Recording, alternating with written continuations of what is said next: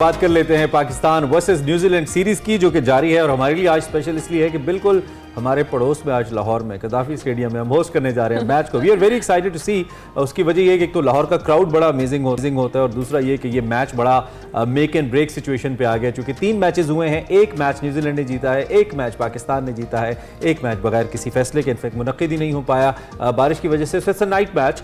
देखते हैं मौसम कैसा रहता है, फिर विकेट कैसे बिहेव करती है। कंपैरेटिवली पाकिस्तानी टीम को 2-3 चीज़ों का एज हासिल है। एक तो ये कि हम अपने फुल फ्लेज स्क्वाड के साथ, अपनी प्रोफेशनल टीम के साथ खेल रहे हैं एज कम्पेयर टू कीवीज, और दूसरी जानिब यह है कि लाहौर का होम ग्राउंड है तो इसका भी एज है। लेकिन देखना यह है कि मैच कैसा होता है और कैसी क्रिकेट होती है, पाकिस्तान कैसा खेलता है। जी हाँ, बिल्कुल।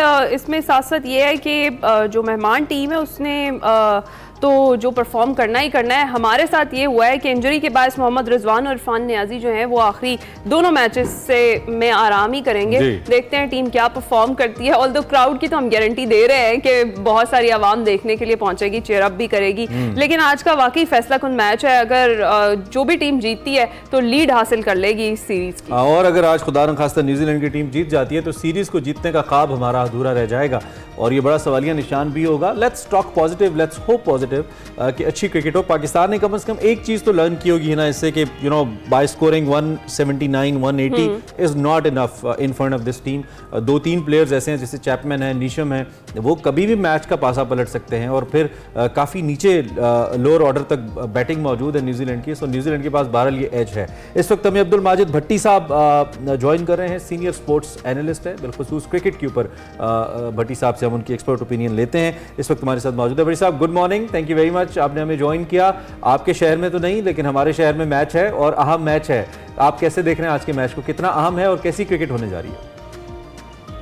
सबसे पहले आपको भी सुबह खैर इमरान, और है ना, बिल्कुल लाहौर भी हमारा है ना। अच्छा, लाहौर भी हमारा ही शहर है जी जी। लेकिन मेरे ख्याल में न्यूजीलैंड ने जो तीसरा मैच जीता है तो खतरे की घंटी तो पाकिस्तान के लिए बज गई। हमारे यहाँ लोग, खासतौर पे हमारे जो एक्सपर्ट्स थे, कोई कह रहे थे कि ये तीसरे दर्जे की टीम है, कोई कह रहे थे चौथे दर्जे की टीम है, लेकिन वो तासुर तो गलत साबित हो गया। लेकिन मेरे ख्याल में पाकिस्तान, बिल्कुल आपने जो शुरू में अपने एंट्रो में जो बात कही, हम जिस ब्रांड की क्रिकेट खेले 180 वाली, ये क्रिकेट अब वो क्रिकेट नहीं है जिससे हम इंटरनेशनल क्रिकेट में सरवाइव कर सकते हैं। मेरे ख्याल में 2 दिन पहले जो शादाब खान की प्रेस कॉन्फ्रेंस थी, उन्होंने भी मासूमियत में स्ट्राइक रेट की बात कर दी। तो हकायत तो यही है कि पाकिस्तान टीम को अब अपना गियर चेंज करना होगा। इस गियर में पाकिस्तान टीम को वर्ल्ड कप में आगे जाना है, इंग्लैंड के खिलाफ सीरीज खेलनी है, आयरलैंड में जाकर सीरीज खेलनी है। तो मेरे ख्याल में पाकिस्तान को इंजरीज का एक अलग मसला दरपेश है।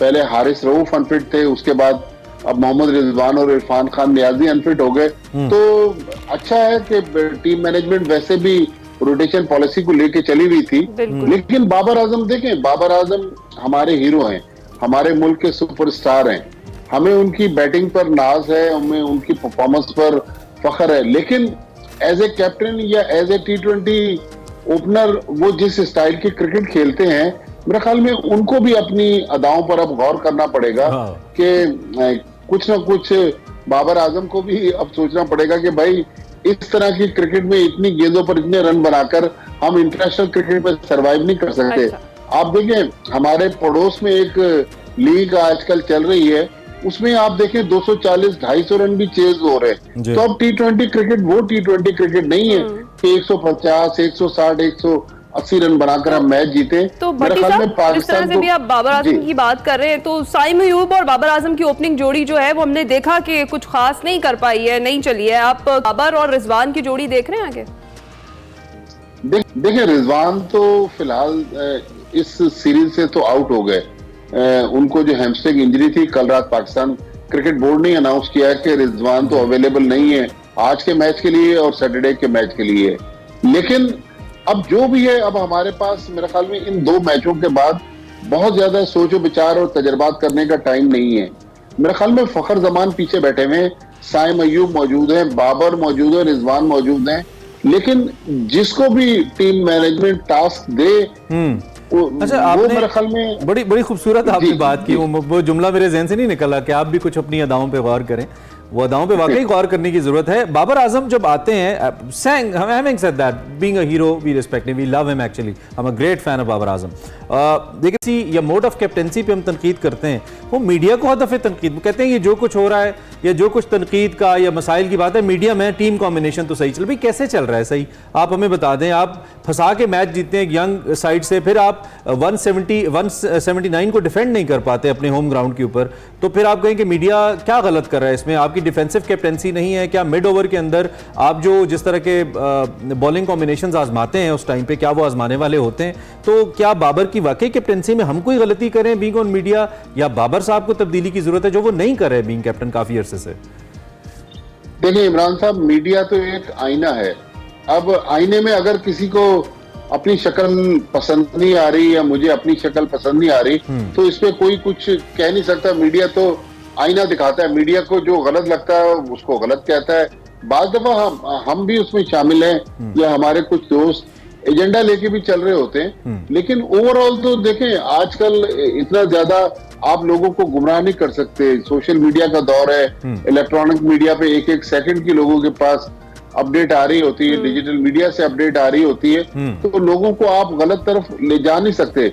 लेकिन जो आपने बात की, बिल्कुल हम लोग जब बाबर आजम इस सीरीज से पहले भी कप्तान थे, हमारा मुद्दा यही था कि जब पाकिस्तान टीम प्रेशर में आती है, फिर बाबर आजम अचानक लगता है कि सो गए हैं, उनको फिर प्लान बी प्लान सी कई बार होता है ना। जिस तरह पिछले मैच में जब मार्क चैपमैन ने लाठीचार्ज किया, तो हमारे पास अभी आपने साइम अयूब का ऑप्शन कहा, वो भी मौजूद था। इफ्तिखार ने एक अच्छा ओवर करवाया था, और लेकिन बाबर आजम अपनी एक सेट जो कैप्टेंसी है वो करते हैं। मेरे ख्याल में दुनिया के बड़े और अच्छे कप्तान अगर आप देख लें, तो वो वक्त के साथ साथ अपनी प्लानिंग चेंज करते हैं। इंडियन टीम की बड़ी अच्छी भट्टी साहब, हमारे पास एग्जांपल है जो 90s की इंडियन टीम थी, और फिर जो अर्ली 20s और फिर लेट 20s की इंडियन टीम थी, और फिर आजकल की। There is a lot of difference उनके फिटनेस लेवल में, उनकी कैप्टेंसी में, उनकी प्लानिंग में, और ऑब्वियसली उनकी परफॉर्मेंस में। That's why they one lots of world cups, trophies ढेर लगा दी उन्होंने जीत के। और अगर ये वर्ल्ड कप वो नहीं भी जीते, इन प्रैक्टिकली वो इस वर्ल्ड कप को जीते हैं, because they have been unbeaten पूरे टूर्नामेंट के अंदर। बड़ी जबरदस्त परफॉर्मेंस उनकी रही, और ये माइंडसेट बड़ा मैटर करता है। हमारे यहाँ अगर हम जीत भी रहे हैं तो तुक्के पे जीत रहे हैं, कभी जीत जाते हैं, कभी नहीं जीतते। हमें सर्टेनिटी नहीं मिलती अपनी परफॉर्मेंस के अंदर कि हम सर्टनली ये मैच जीत जाएंगे या हमारी परफॉर्मेंस अच्छी रहेगी, हो सकता है हार भी जाएं। इस अनसर्टेनिटी से कैसे निकलें, having all the coaches and staff and all that?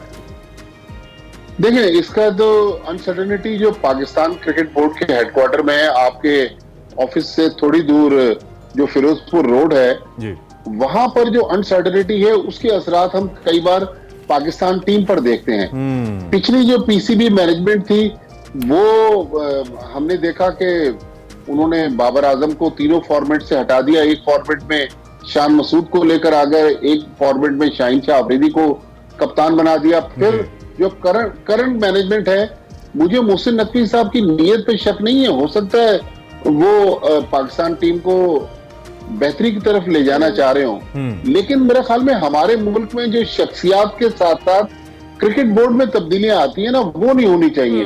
दुनिया में आप देखें, कोई भी मुल्क देख लें, ऑस्ट्रेलिया, इंग्लैंड, इवन हमारे पड़ोस में बांग्लादेश, श्रीलंका और इंडिया, वहां पर अगर बोर्ड में तब्दीली भी आ जाए, लेकिन टीम में तब्दीली नहीं होती। हमारे यहाँ एक चेयरमैन चेंज होता है, ऊपर से लेके पूरी मैनेजमेंट चेंज हो जाती है। अब आप देखें, हम वर्ल्ड कप की प्लानिंग की तरफ जा रहे हैं, लेकिन अजहर महमूद अभी आरजी, हमने ऊपरी मुद्दत के लिए अजहर महमूद को कोच लगाया हुआ है। पिछला मैच जब हम थर्ड मैच हारे पिंडी में, बाबर आजम ने कहा कि हम अपनी बैटिंग से बिल्कुल मुतमईन है, हम अपनी फील्डिंग और बॉलिंग की वजह से हारे।